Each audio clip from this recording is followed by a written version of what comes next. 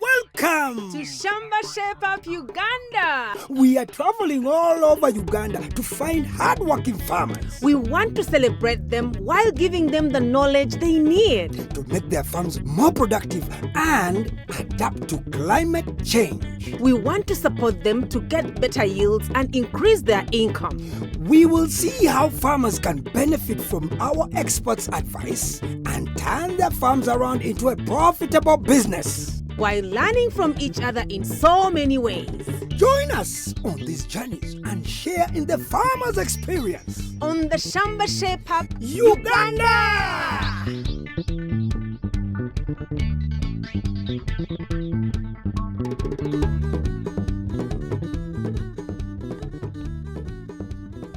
Shamba Shape Up has been to many parts of the region.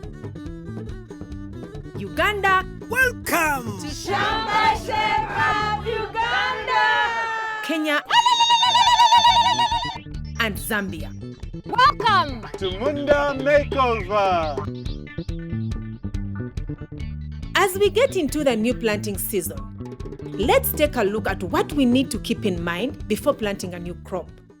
This week we're going to start small and end with something really big. Well, this is the beginning where it all starts. The seed.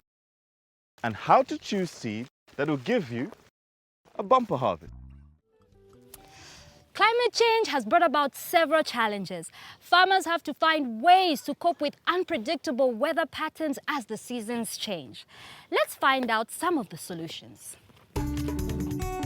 For the upcoming season, Grace is looking to grow soybeans and will need help on how to ensure her crop is able to handle the effects of climate change and give her a bumper harvest. Speedway, how has climate change affected farmers in this region? Most farmers would plant on good time, good seed, and then the rains go. There's a dry spell, and then the plants dry out. And then once the rains are back, the plants don't start growing from where they were left off from. As a result, most farmers just lose out on input costs, and it really affects their yield.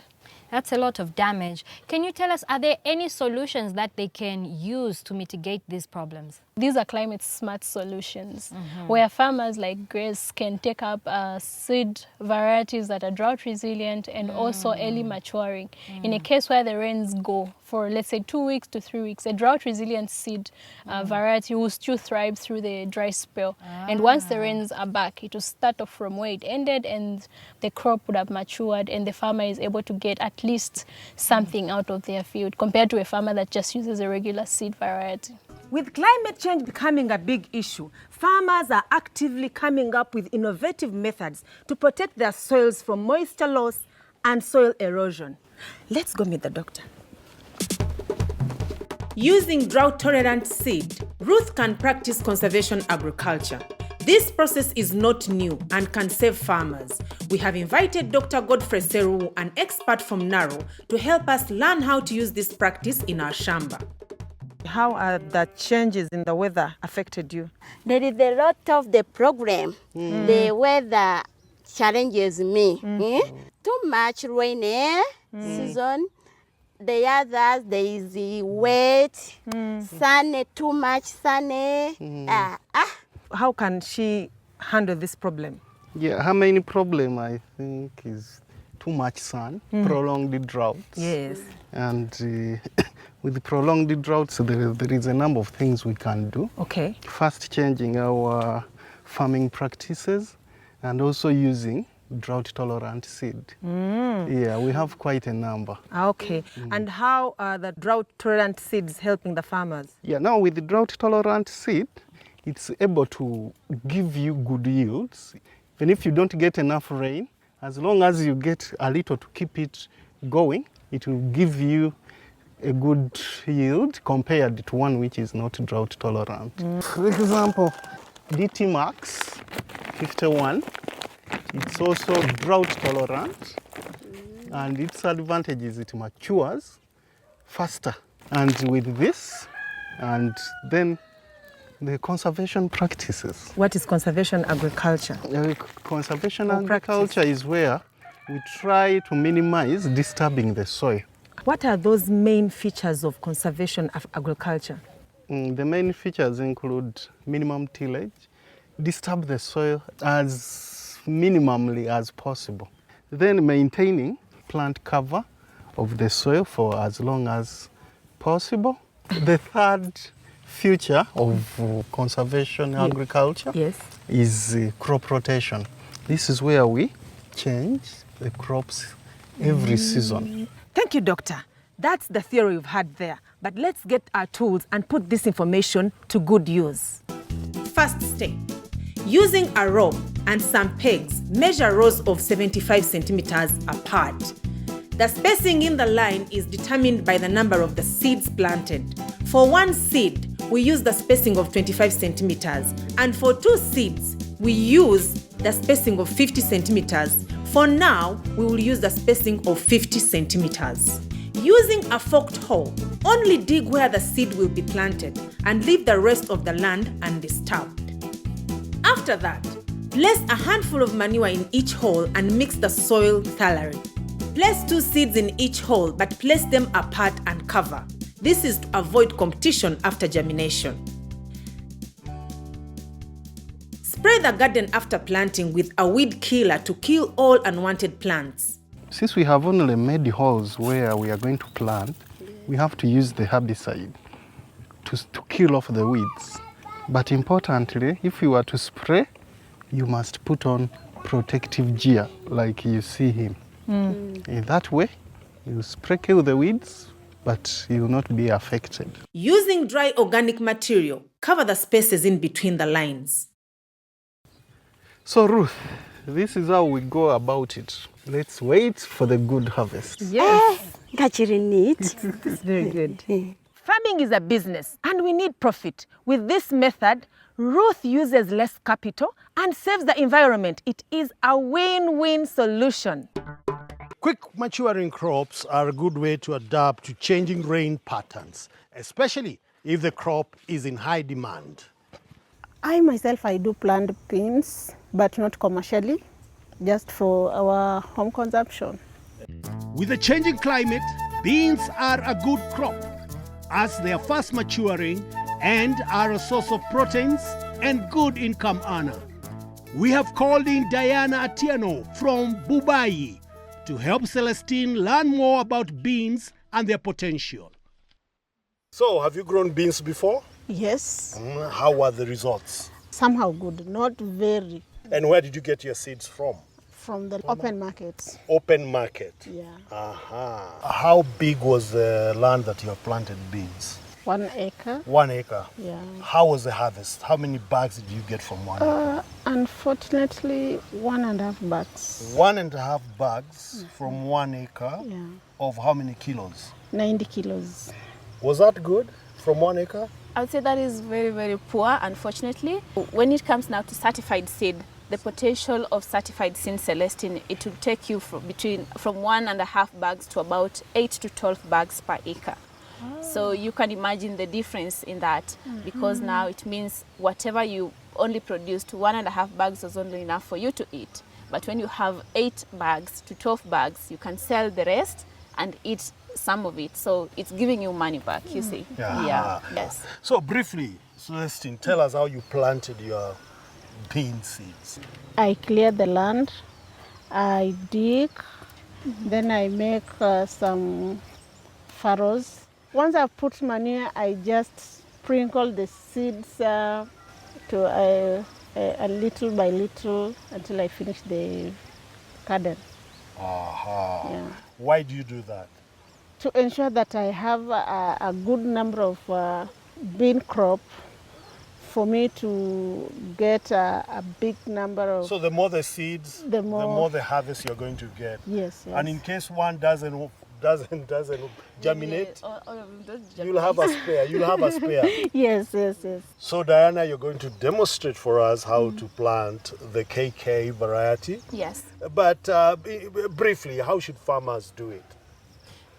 Previously you did not have beans in this field, so it means this is a perfect field for you to go and plant in. You need to get your seed ready, and your seed in an acre you'll need 20 to 25 kgs of seed that you need to plant. So you need to have enough seed, and then you now look at the spacing. The spacing from line to line, you're going to take 45 centimeters. So if you have too many plants at the same place, they're going to compete for nutrients and also for moisture. And then from bean to bean. Now with these beans, because it's all certified, it all has a big percentage of germination, you only put 1, 1, 1. We don't pour a lot of it, because again, you only have 20 kgs to spend on the 1 acre. So you put 1, 1, 1, and from each bean to another one, you only need 13 centimeters. Bean to bean, it's 13 centimeters. 40. Let's do it practically. Can we do that? Yes, yes. Are you ready for it? Yes. Okay, let's do this. Okay. All right. We planted fast maturing Nyota beans, adapted to low rainfall due to climate change. When preparing the land, dig in well-dried manure into the soil before planting. When planting, the distance from row to row is 45 centimeters. And from bean to bean is 13 centimeters. Take 2 sticks that are 45 centimeters in length and join them with a long string. Mark the first row. Dig a shallow furrow along the string. Use the sticks to measure 45 centimeters to the next row.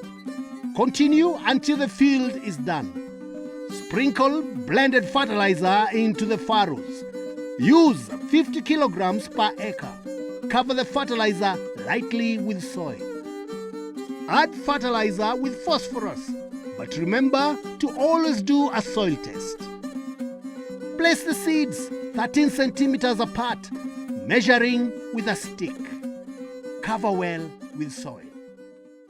With the weather affecting regions differently, here is the recommended bean variety in Uganda. Narrow bean 1, narrow bean 2 and narrow bean 3 are recommended for cultivation in the western, eastern and central regions. Narrow bean 4C and 5C, which are climbing varieties, thrive in the mountainous regions of Mbale, Kabale and Rwenzori. Narrow bean 6 and 7 are best suited for drier regions and are known to thrive in the northern region. Was it interesting? Very interesting. I had fun. Ooh, then let's get more interesting stuff from our experts After the break. Hey.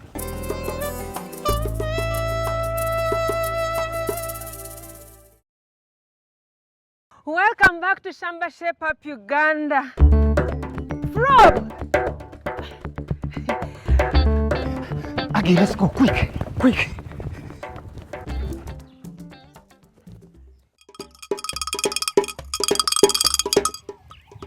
Dorothy loves vegetables because she doesn't need much land to grow them and they bring in quick money.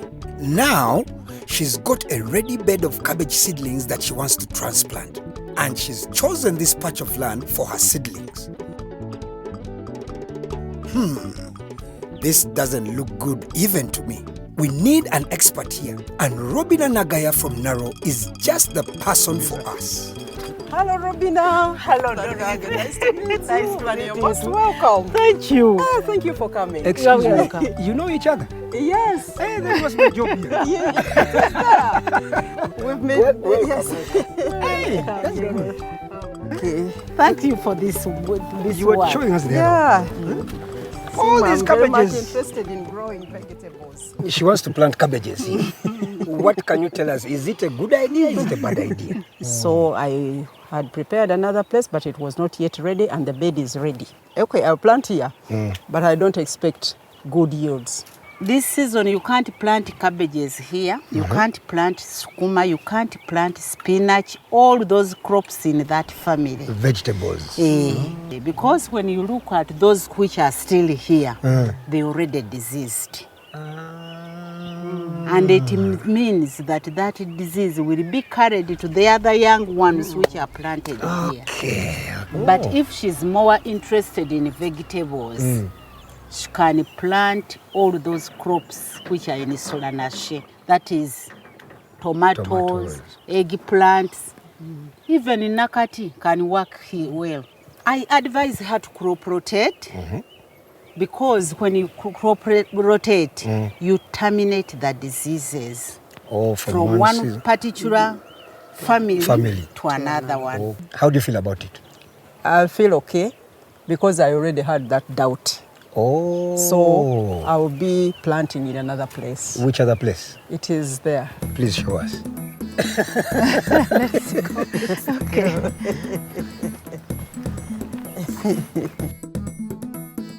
But our farmer takes quick decisions. If you don't decide there and then, it means you are going to lose so many things. So I didn't get the workers to prepare the land for me in time. And now the bed is ready. So you have to decide once. Our expert will show us how to transplant baby seedlings the proper way. During transplanting, you make sure that you don't break their what? Their roots. The roots, yeah. The soil should be in contact with the roots. Yeah. So that's why we are saying that at transplanting, after putting there enough water, first remove the weeds. Because when you transplant them with the weeds, it means that you are carrying everything to your main garden. Yes. So what you do, you first remove these short leaves. I hope I'm not removing cabbage. Then you transplant. Okay. And during transplanting, you make sure that you start with these big ones, such that when you finish them, you give chance to the young ones to also grow big. So you dig, let me say you are scooping. You scoop it deep. Such that all your plant can come with its root, And which soil. is attached with the soil. But after removing it from here, Yes. you must be with a container. Because when you mere carry them in hands, it can just separate. And off we go to their new home. Dorothy had decided to plant carrots here, but now it's going to be the cabbages. Is this good for our cabbage seedlings? Oh yes, I'm very, very happy. Dorothy, thanks for this good work. It is so good that she has put it in this way. The beds are up such that when it rains, our seedlings will not be taken away. Washed away, And at the same time, water will seep down, and then roots the plants will absorb, get that water, and utilize it fully. Show us, please. How do we plant So at transplanting, these cabbages, they have different spacing. We can use our stick to make 60 centimeters. Those are 2 feet. 2 feet. So one plant will be here and another one will be here. After digging the hole, make sure that you make it at least a bit deep. From there, you bring your manure. To every hole, you just do like this. A handful. Okay. And then you put it inside. In the hole that In we the have done? hole. Okay. After putting it inside, you mix it with the soil which is inside. So after mixing it, you open it and then bring your seedling. It has to be with its soil and you hold it tightly. Then you plant and bring all the manure around it. Okay. You have to compress such that you remove all the air pocket which is in the soil. Because when you leave those air pockets, water will find its way and then the roots will rot. Dorothy already knows all this, and I get the impression that this was just a refresher course. They help me. There's nothing small. Everything you add on, you learn. And you remember, we forget. At times we forget. But when the expert comes in, he can reverse you. So it's not bad. We learn all the time. We learn all the time. It is inspiring to see women working together with the little resources to earn a living. They have the grit, we come with the brains. Dr. Nagai, let's go check on the ladies. Producing good quality vegetables with high demand is key for farmers like Stella and Deborah. This is because they grow faster and there is a ready market. The ladies have worked together for 2 years and have had some success, but they need more help. That is why we have invited Dr. Nagayo Robina from National Agricultural Research Organization, NARO, to show us what we should do better to increase our profit. From the look of things, what is happening here? If you look at this Nakati, we want to maximize this small plot of land and get good money out of it. I would have advised you, if we are growing it, we should change and grow it in rows. Because your land is small and you want to maximize it. When you are maximizing it, you have to reduce on the expenses. The first expense, when you broadcast the seeds, you are using a lot of seed, and the seed is very expensive. And when you broadcast, it means that when you are going to bring your manure, you are also going to broadcast it, so you will use a lot. So after preparing your land, make a rows. From one row to another one, it is supposed to be 1 foot apart. Then when you are drilling that row, you bring your manure and place it in that row. You don't put where you are not going to plant seeds. For example, if you are going to use 1 kilogram of seed, Yes. first mix it with 4 kilograms of manure and you mix it thoroughly. Then bring that mix and you put it on top of the manure which you have placed in the drills, and then you cover. Why should the rows be across, not down? Whenever you are planning your garden, you have to know the gradient of the place. Because when you make them run down, it means that we allow the erosion to run with it. So the rows are supposed to be against the gradient, such that when it rains, it will be stopped somewhere. What are the benefits of planting in rows? You use small amount of seeds. Like here, they might have used something like 10 kilograms of seeds. But if you are using rows, you are reducing on the amount of seed to use. Then secondly, if you plant in rows, all the management practices will be done at ease. You will use those passages to weed, to spray, to harvest, and they don't keep on stepping on your plants. At the same time, if we use the rows and put manure in it, then you are conserving the moisture. That manure will hold water such that Nakati will germinate within 1 week. So in the long run, these plants will grow very healthy. They will become resistant to some of those pests and diseases. By the time the pests and diseases wake up to come and attack them, you already harvesting.